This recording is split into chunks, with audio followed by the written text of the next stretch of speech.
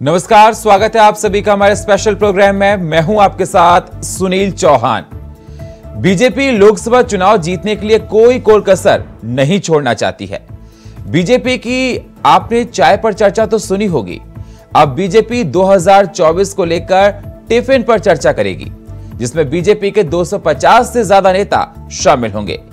BJP की यह चर्चा 543 लोकसभा और 4000 विधानसभा में होंगी। गुजरात विधानसभा चुनाव में नरेंद्र मोदी ने यह प्रैक्टिकल किया था, जिसमें वो पास हो गए थे। अब देखना होगा टिफिन पर चर्चा क्या विपक्ष का गणित खराब करेगी या नहीं। इसी पर करेंगे चर्चा, लेकिन सबसे पहले ये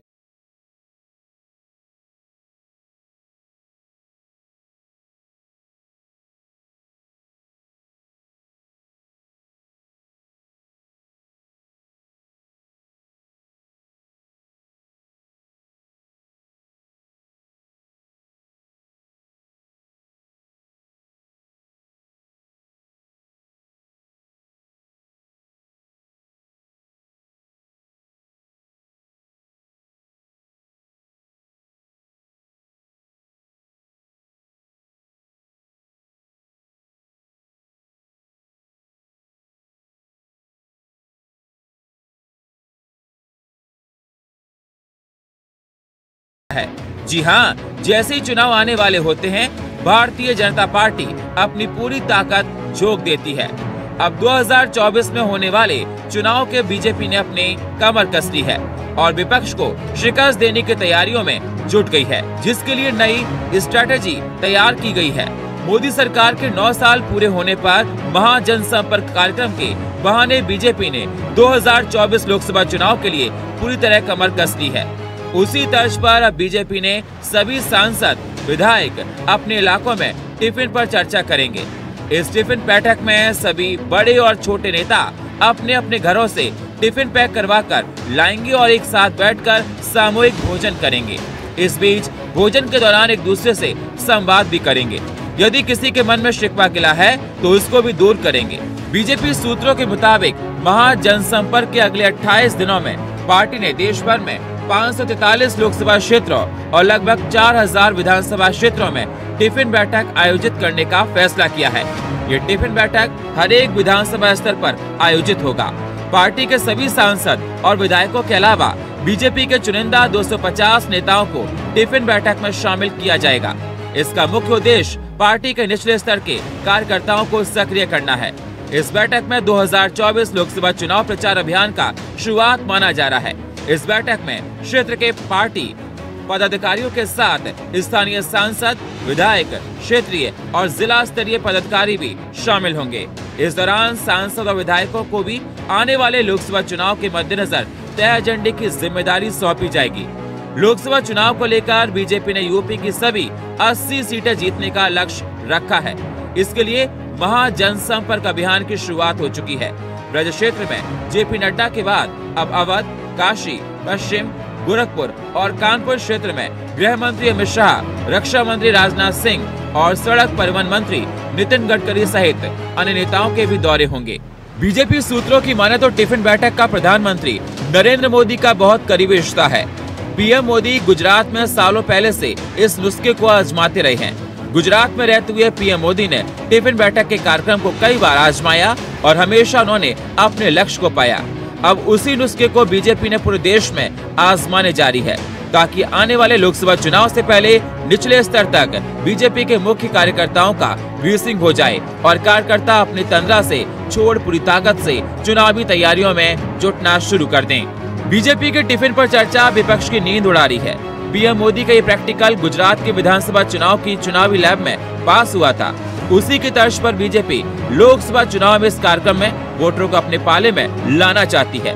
अब देखना होगा बीजेपी के इस टिफिन पर चर्चा लोगों को खुश कर पाती है या नहीं। Bureau report, India voice, Lucknow.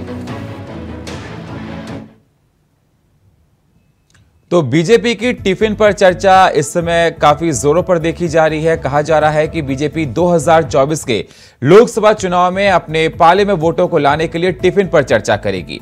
चाय पर चर्चा आपने सुनी होगी, लेकिन टिफिन पर चर्चा बीजेपी करने जा रही है। और टिफिन पर चर्चा करने से कहा जा रहा है कि बीजेपी अपने सभी कार्यकर्ताओं के साथ लंच करेगी और जो भी गिले शिकवे होंगे इसके माध्यम से दूर किए जाएंगे।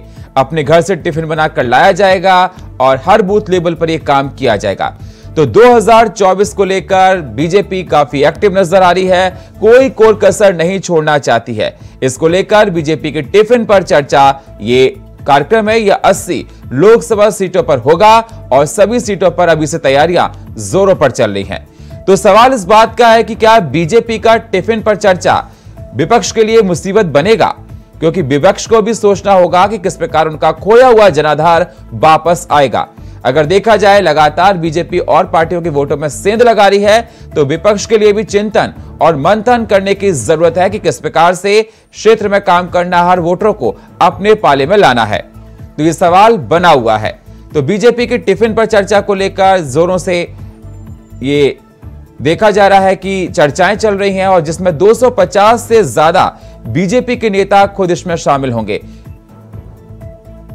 और चर्चा करने के लिए हमारे साथ इस पर बीजेपी के नेता प्रदीप भटनागर, हमारे साथ योगेश मिश्रा समाजवादी पार्टी के प्रवक्ता और हमारे साथ भरत गांधी राजनीतिक विश्लेषक हमारे साथ जुड़ चुके हैं। बहुत बहुत स्वागत है आप सभी मेहमानों का हमारे साथ चर्चा करने के लिए। सबसे पहले योगेश जी, मैं आपके पास ही आना चाहूंगा। बीजेपी का टिफिन पर चर्चा बहुत जोरों पर चल रहा है, आपके लिए बहुत बड़ी मुसीबत बनेगा ना? आदरणीय सुनील जी, कोई आपने बार बार एक चीज पे जोर दिया कि बीजेपी की रणनीति है कि टिफिन पे चर्चा, चाय पे चर्चा, इससे विपक्षियों के होश उड़े हुए, विपक्षी घबरा गए। ऐसी कोई बात नहीं है सर। देश में जो राजनीतिक दल है अपने चुनाव जीतने के लिए, अपनी संगठनात्मक रणनीति बनाने के लिए स्वतंत्र हैं। चाहे बीजेपी हो, कांग्रेस हो, भाजपा हो, सपा हो, सबको अधिकार है अपनी रणनीति बनाने का।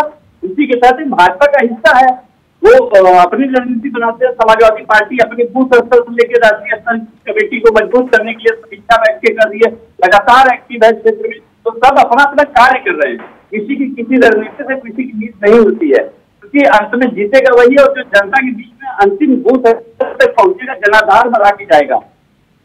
अब रही बात चाय पे चर्चा, टिफिन पे चर्चा, तो साहब चाय पे चर्चा और टिफिन पे चर्चा पे जनता वोट नहीं दी थी। जनता जब चाय पे चर्चा की बात थी तो वोट चाय पे नहीं दिया था। जनता ने उस 2 करोड़ रोजगार के नाम पे वोट दिया था। जनता ने उस महिला सुरक्षा के नाम पे वोट दिया था। जनता ने किसानों की समस्या के नाम पे वोट दिया था। जनता ने महिला सुरक्षा के नाम पे वोट दिया था। जनता ने बुलेट ट्रेन के नाम पे वोट दिया था। जनता ने देश में विकास के नाम पे वोट दिया, जिसपे 9 साल में आप फेल रहे। और उस समय आप में हिम्मत है बीजेपी में तो आके बोले जनता के बीच में हम अपने काम के नाम पे वोट मांग रहे हैं। अगर काम किया तो बोले ना कि हमने काम किया, हम इसके नाम पे वोट मांग रहे हैं। आप तो हर जगह जनता का पैसा डुबाते चलेगा और देश को गर्त में लेते जा रहे हैं। भ्रष्टाचार चरम पे, बलात्कारियों के समर्थन में आप, बेरोजगारी एकदम चरम पे, हर चीज पे एकदम, किसानों पे कोई है ही नहीं सिस्टम। प्रदीप जी जवाब दीजिए, आपके ऊपर इतने सवाल उठा रहे हैं योगेश जी। आपका उनका कहना है कि टिफिन की चर्चा से कोई असर नहीं पड़ेगा। जनता के बीच में जो आप मुद्दे लेकर गए थे वो सारे मुद्दों पे आपने काम किया ही नहीं, जनता आपसे नाराज है, तो ये आपकी सारी बातों को जनता दरकिनार कर देगी। प्रदीप जी, सवालों के जवाब नहीं होते, जिनको जवाब देने के लिए चीजें नहीं होती वो लोग ऐसे ही बरगलाते चिल्लाते हैं, क्योंकि हमें सुनो, हमें सुनो, हमें सुनो, हमें सुनो। आदमी से बोलता तो है समाज में खड़े होकर, जनता के लिए सुनता नहीं कोई। तो थोड़ा बता देता हूँ, ये जो आप टिफिन पे चर्चा कहते हैं ना, हम इसे कहते हैं सहभोज। तो ये सहभोज के लिए प्रतिक्रिया आज से नहीं चल रही, बहुत लंबे वक्त चल रही है कि जो हमारे बड़े नेता हैं उनका कार्यकर्ताओं का समन्वय हो। मेरी आवाज आ रही है? जी आ रही है सर। हाँ, तो कार्यकर्ताओं के बीच में और जितने हमारे जो बड़े कार्यकर्ता थे, जो हमारे मंत्री या कैबिनेट मंत्री, मुख्यमंत्री, रक्षा मंत्री, गृह मंत्री, प्रधानमंत्री जितने भी हैं, ये अपने कार्यकर्ताओं के साथ सहभोज होता है। सब अपने घर से टिफिन लेके आते और हर टेबल पे 4 लोग 6 लोग होते हैं, उसमें एक अतिथि, एक मुख्य अतिथि होता है, चाहे वो मुख्यमंत्री जी हो या प्रधानमंत्री हो, गृह मंत्री हो, रक्षा मंत्री हो, रक्षा राज्य मंत्री हो, कोई हो सकते हैं, तो सहभोज होता है। ये हमारे यहाँ प्रदेश वाइज, जिले वाइज चलता रहता है। क्यों? कार्यकर्ता देवतुल्य है, उसका मूल्य समझना चाहिए। ये भारतीय जनता पार्टी की शैली है कि अपने भारतीय जनता पार्टी अपने कार्यकर्ताओं को देवतुल्य समझता है। ये समाजवादी पार्टी के कार्यकर्ता नहीं है।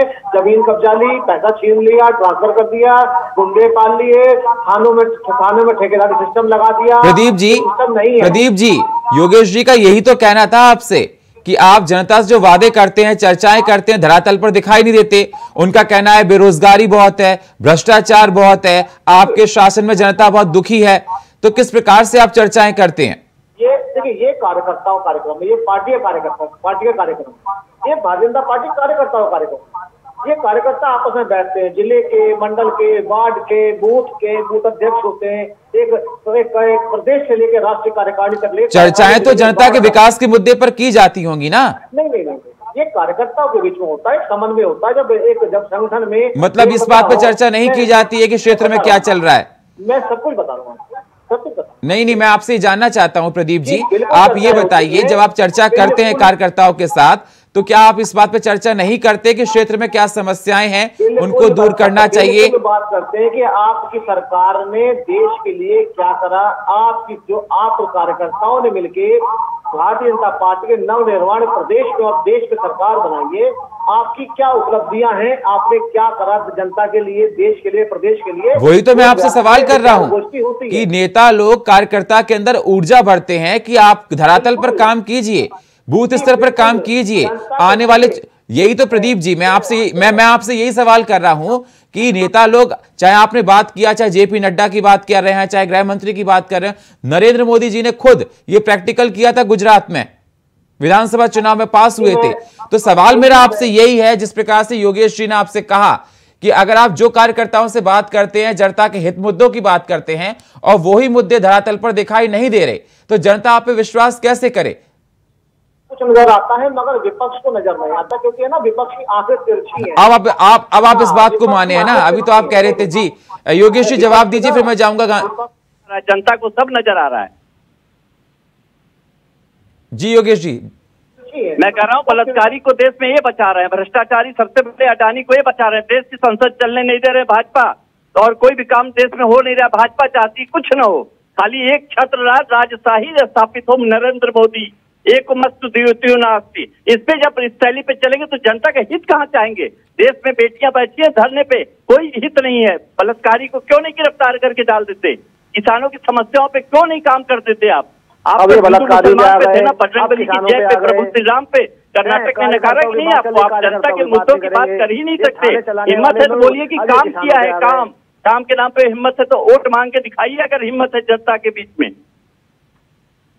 आप वही कातिल है ना जिन्होंने कार से वो पे गोली चलाई थी, आप उसी पार्टी से आते हैं ना, जिस पार्टी ने घटनाओं पे मातम बनाना आपका जन्मसिद्ध अधिकार है भैया। आप वर्तमान की बात करिए, हजारों कार जो भ्रष्टाचार की बुंदेलखंड एक्सप्रेस में एक महीने भी नहीं चल पाई है ना, जो आपके रोजगार कहाँ गया? जनता रोजगार बता दीजिए। किसान पूछ रहा है हमारी आय दुगनी कब हो जाएगी? क्यों खुलेआम घूरा? बेटियां पूछ रही कि उसको कब गिरफ्तार करें? युवा पूछ रहा है रोजगार कब दोगे? इस पे हिम्मत है तो बात करो, नहीं तो चले जाओ। गांधी जी, जी गांधी जी, मैं आपसे सवाल करना चाहता हूं, क्या मायने लगाए जाएं चाय की चर्चा जिस प्रकार से देखा गया सफल हुई? क्या यह माना जाए कि टिफिन पर चर्चा भी 2024 के लोकसभा चुनाव में सफल होगी? देखिए, भारतीय जनता पार्टी की चर्चा सब जगह है। टेलीविजन में भाजपा की चर्चा, रेडियो में भाजपा की चर्चा, सभी चैनल देखिए तो भाजपा की चर्चा, सभी अखबार उठाइए तो भाजपा की चर्चा, सब जगह मन की बात में भाजपा की चर्चा। जब सब जगह भाजपा की ही चर्चा है तो भाजपा को अभी क्यों और महसूस हो रहा है कि उसे टिफिन पर भी चर्चा कराना चाहिए? मेरे को लगता है कि मीडिया के जितने साधन हैं उसमें 99% तो भाजपा के पास है। अब फिर भी ये कहा जाए कि नहीं, उन्हें अभी टिफिन पे चर्चा कराना बाकी है, या फिर रात के भोजन पर, कौड़ा पर, अलाव पर चर्चा कराना बाकी है। जी गांधी जी, मेरे को लगता है कि हो सकता है कि ये भाजपा की घबराहट हो कि कहीं ऐसा तो नहीं कि कर्नाटक में जो कुछ हुआ वो यूपी में न हो जाए। जी मैं आऊंगा आपके पास प्रदीप जी, योगेश जी और गांधी जी आपके पास। वक्त एक छोटे से ब्रेक का, मिलते हैं एक छोटे से ब्रेक के बाद।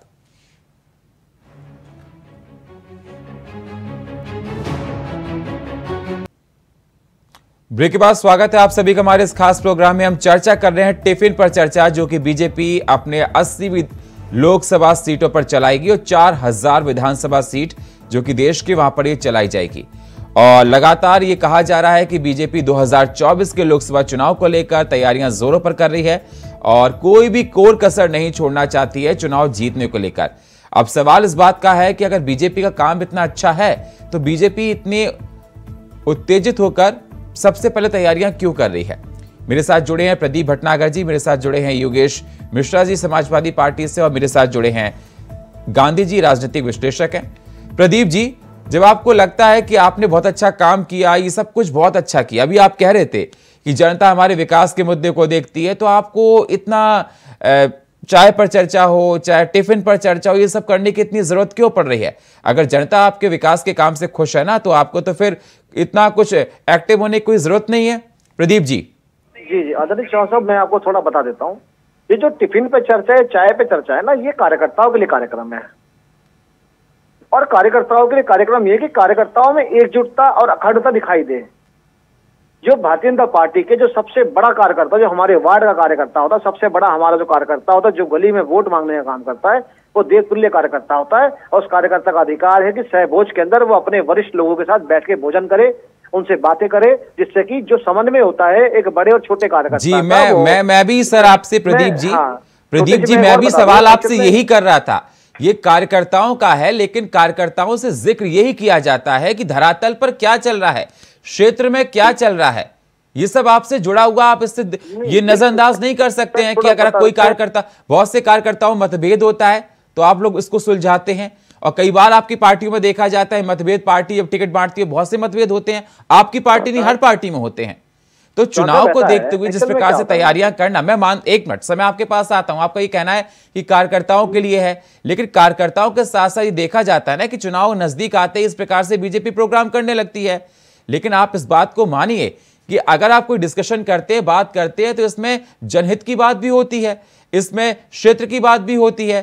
कई बार ये देखा जाता है बहुत से कार्यकर्ता नाराज होते हैं, इलाके की समस्याएं दूर नहीं होती। देखिए, मैं आपको बताऊं, ये जो आपने कही ना कि ये जो टिफिन पे चल रहा है, ये आज से नहीं होती। ये संगठन के अंदर ये रेगुलर कार्यक्रम चलता रहता है। आज मीडिया के माध्यम से पहली बार, और वो भी आपके चैनल पे जनता देख रही होगी कि भारतीय जनता पार्टी टिफिन पे भी चर्चा कहती है। हम अपने शब्दों में इसे कहते हैं सहभोज। जी, गुजरात में भी मोदी जी ने किया था। जी मैं बता देता हूँ। देखिए, जिस पार्टी जो पारिवारिक पार्टी है, चाचा भतीजे की पार्टी है, बाप बेटी की पार्टी है, माँ बेटी की पार्टी है, भतीजा भतीजी की पार्टी है, बुआ भतीजे की पार्टी है, वो क्या जाने कार्यकर्ता क्या होते हैं। वो तो कार्यकर्ता गुलाम और नौकर समझते हैं। उन्हें क्या पता कार्यकर्ताओं, जिनका कभी कार्यकर्ता जो अधिवेशन नहीं होते, कभी बातचीत नहीं होती, कभी कार्यकर्ताओं के नजदीक नहीं जानते, वो पार्टियों को कार्यकर्ताओं की वैल्यू नहीं पता है। ये भाजपा ये कार्यकर्ताओं की पार्टी है, पारिवारिक पार्टी नहीं है। तो वो इन कार्यक्रमों को होती है कि अगर प्रधानमंत्री भी भारतीय जनता पार्टी कार्यकर्ता बन के प्रधानमंत्री बने हैं, वो सहभोज में बैठ के, जो तो कैबिनेट है या राज्य मंत्री हैं या राज्य के मुख्यमंत्री हैं, सहभोज में बैठ के उन्हें यह एहसास रहना चाहिए कि आप भारतीय जनता पार्टी के पहले कार्यकर्ता हैं, उसके बाद आप मुख्यमंत्री, उप मुख्यमंत्री, मंत्री, कैबिनेट मंत्री, गृह मंत्री, प्रधानमंत्री हैं। ये सहभोज, चाय पे चर्चा, ये एहसास दिलाता है। चाय पे चर्चा यूं होती है कि हमारी सरकार, अगर हम चौराहे पे बैठेंगे, चाय वाले के यहाँ बैठेंगे, तो चार लोगों में बात होनी चाहिए कि भैया अगर भारतीय जनता पार्टी की राज्य में सरकार चल रही है, प्रदेश में सरकार चल रही है, तो इन्होंने कितने अच्छे काम किए और कितने बुरे काम किए। योगेश जी, जवाब दीजिए। आप क्या जाने कार्यकर्ता का मतलब, आपकी तो पारिवारिक पार्टी है, सब कुछ डाइनिंग टेबल पर सेट हो जाता है। जनता के बीच में हम जाएंगे तभी तो जनता को बताएंगे चाय के साथ में भाई हमने ये कर रखा है। अब बहुत अच्छी चीज है, गोरदा कांड तो बोला जाता है, मगर गोरदा कांड की हकीकत कोई नहीं बताता। अरे भैया, हम नहीं जानते कार्यकर्ता क्या होता है। भैया नहीं जानते ना, कार्यकर्ता के लिए सीखना आप ही से पड़ेगा। जहाँ पे जो है पिता पुत्र को दी जाती है, अरुण जेटली साहब के पुत्र अधिकारी बन जाएंगे, अमित शाह के पुत्र ही बीसीसीआई सेक्रेटरी बनेंगे, सुषमा स्वराज की बेटी ही भाजपा की बड़ी नेता बनेगी, महाजन जी की बिटिया ही नेता बनेगी, तमाम उदाहरण है, राजनाथ सिंह जी के बेटे बनेंगे। तो वो परिवारवाद की श्रेणी में तो आता ही नहीं है साहब। हम गलती से बोल देते हैं ना परिवारवाद आता है साहब। हमारे यहाँ मेहनत के दम पे और जनता ने इलेक्ट किया है, इलेक्टेड पर्सन जाके उस कुर्सी पे बैठते हैं। अगर परिवारवाद से जनता को इतनी दिक्कत होती तो हमें क्यों चुनते। और हमारी एक ऐसी पार्टी है जहाँ जनता के, हम तो गरीब लोगों की पार्टी है ना साहब। आपकी तरह अडानी अंबानी से चंदा तो लेते नहीं है। और वही योगेश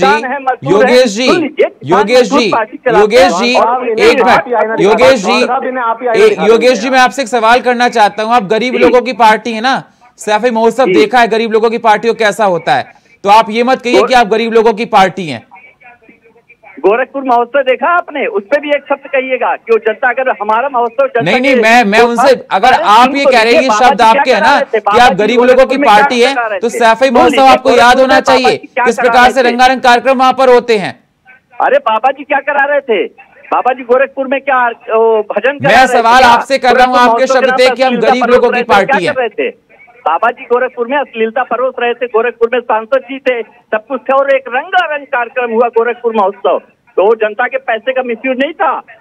हम कह रहे हैं कि सैफई में जो हमने डेवलपमेंट किया है, तो आपके बड़े नेता कहीं हमने क्षेत्रों में किया है। सैफई के उदाहरण से कोई भी भाजपा का बड़ा नेता बताए कि हमने अपने गांव का विकास किया, नहीं बता सकते। क्या आपके उसमें क्रिया है ही नहीं आपके डायरी में? आप सिर्फ को बचाओगे, आप बड़े बड़े उद्योगपतियों को बचाओगे, आप सिर्फ बलात्कारियों को बचाओगे, आप सिर्फ बड़े बड़े पूंजीपतियों के बचाओगे। गरीबों के लिए क्या है साहब? 80 करोड़ का फ्री राशन आप एहसान कर रहे हैं, बता रहे हैं कि आप जिंदा हो हमारे रहमो करों पे 80 करोड़ लोग एहसान कर रहे हो। आप क्यों नहीं उनमें सुखा उनको रोजगार? तो 80 करोड़ जवाब दीजिए प्रदीप जी, तमाम आरोप आपके ऊपर है, जवाब दीजिए। जिन लोगों के पास मुद्दों की और प्रदेश की बातें नहीं होती, अरे झूठ बोलना बंद करो। भ्रष्टाचारी लोग जब से आए पूरे प्रदेश का पट्टा धार करके रखा है। का मुंह लाल हो गया है बोलते बोलते, क्योंकि बोलने को कोई शब्द ही नहीं है इनके पास। 80 करोड़ राशन पे आ गए, सैफई पे आपने अगर पूछ लिया तो पार्टी वाले लोगों सीखना नहीं है। बीजेपी में बुरा मान गए, सैफई पे आपने क्यों पूछ लिया, क्यों पूछ लिया, ये कहाँ जवाब देंगे? प्रदेश की जनता को कंगला छोड़ गए, अब चाचा भतीजे अपना जेब भर के चले गए। ये कह रहे हैं परिवारवाद। परिवारवाद बताता हूँ कैसा होता है, सुनिएगा आप भी बहुत ध्यान से।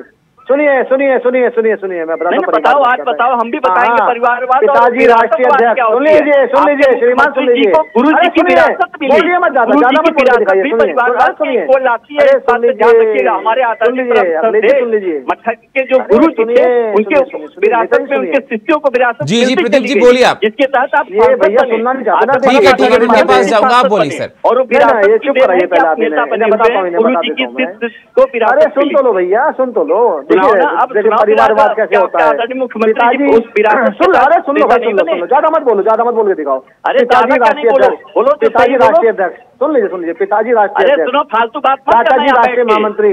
अरे सुन लो भाई, सुन लो। पिताजी राष्ट्रीय महामंत्री और बेटा प्रदेश अध्यक्ष, उसके बाद राष्ट्रीय अध्यक्ष है युवा किसान ब्रिगेड। तो ये परिवारवाद नहीं है? एक ही घर के सारे बड़े पदों पर बैठे हैं। यहाँ के बात कर रहे हैं, क्यों नहीं नकारा? नेता विपक्ष कौन भेजा है? सगा चाचा। सर नेता विपक्ष कौन? सगे चाचा। सबसे बड़े पद, सबसे बड़ा मंत्रालय किसके पास? सगे चाचा पे है। जिला पंचायत कौन? रिश्तेदार, बहन, बुआ, भतीजे, ठीक है। और चेयरमैन कौन? उनके बुआ, उनके चाचा, चाचा के लड़के, सांसद कौन बने? ये नहीं है। अरे कौन है सांसद? कौन बने? डिम्पल यादव क्या बने? डिम्पल यादव आपने चुनाव लड़वाया, डिम्पल यादव जी को आप कोई कार्यकर्ता नहीं मिला आपको? अरे इतनी ज्यादा बहस कर रहे हैं, शांत रहना। चौहान साहब ये डिबेट कर रहा हूँ मैं, बहस नहीं कर रहा मैं। ठीक है, नहीं आप अपनी बात रखिए, मैं योगेश जी के पास भी जाऊंगा। जी सुनना नहीं चाहते, अगले सुनना नहीं चाहते, जवाब ही नहीं है तो नहीं, मैं योगेश जी के पास जाऊंगा। आप अपनी बात रखिए, 4 घंटे डिबेट कर लेना गिरी महोदय, बिल्कुल जवाब है। बहस कर रहे हैं, तो ये बहस कर रहे हैं, दूसरे को दबा रहे हैं, अगलों पे जवाब नहीं है, एक सवाल का जवाब देना नहीं चाहते। ठीक है, मैं योगेश जी और प्रदीप जी, मैं गांधी जी के पास जाता हूँ। गांधी जी, जिस प्रकार से देखा जाए टिफिन की चर्चा को लेकर जिक्र हो रहा है और बीजेपी के 250 नेता टिफिन की चर्चा करेंगे और जगह जगह जाएंगे, कार्यकर्ताओं से मिलेंगे। क्या इसका अर्थ लगाया जाए कि लोकसभा चुनाव में इससे बीजेपी को फायदा होगा? देखिए भाई, बीजेपी की चर्चा सब जगह होती है। मीडिया के मेन स्ट्रीम के जितने भी चैनल हैं उस पर बीजेपी की चर्चा होती है। अखबारों के जितने भी बड़े अखबार हैं उस पर बीजेपी की चर्चा होती है। अगर फिर भी बीजेपी को लगता है कि अभी टिफिन पर चर्चा कराना बाकी है, तो इसके 2 मतलब हैं। एक मतलब तो ये है कि शायद बीजेपी में कर्नाटक के चुनाव को लेकर घबराहट पैदा हुई है और वो कोई जोखिम नहीं लेना चाहते कि कोई चूक, कोई चीज स्लिप ना हो जाए, कोई जगह छूट ना जाए। जी सर। कि 2024 में कोई सीट हमसे, हमारे हाथ से मिस कर जाए, इसलिए वो विशेष सावधानी बरत रहे हैं। जी बिल्कुल गांधी जी, और ये 2024 के लोकसभा चुनाव को लेकर बीजेपी की रणनीति मानी जाए, तैयारी मानी जाए। बहुत बहुत शुक्रिया हमारे साथ जुड़ने के लिए प्रदीप जी आपका, योगेश जी आपका और गांधी जी आपका, बहुत बहुत शुक्रिया। तो सवाल इस बात का कि बीजेपी टिफिन की चर्चा से क्या ये चुनावी वैतरणी 2024 की पार कर पाएगी, लेकिन विपक्ष तमाम सवाल बीजेपी पर उठा रहा है। उनका कहना है कि जिस प्रकार से देश में देखा जाए हालात खराब हैं, समाजवादी पार्टी के प्रवक्ता का कहना था, तो क्या जनता उन पर विश्वास बना पाएगी? ये तो आने वाला वक्त ही बताएगा कि जनता किसको पसंद करती है। और फिलहाल हमारे इस खास प्रोग्राम में इतना ही। बाकी खबरों के लिए आप बने रहिए इंडिया वॉइस के साथ। तब तक के लिए नमस्कार।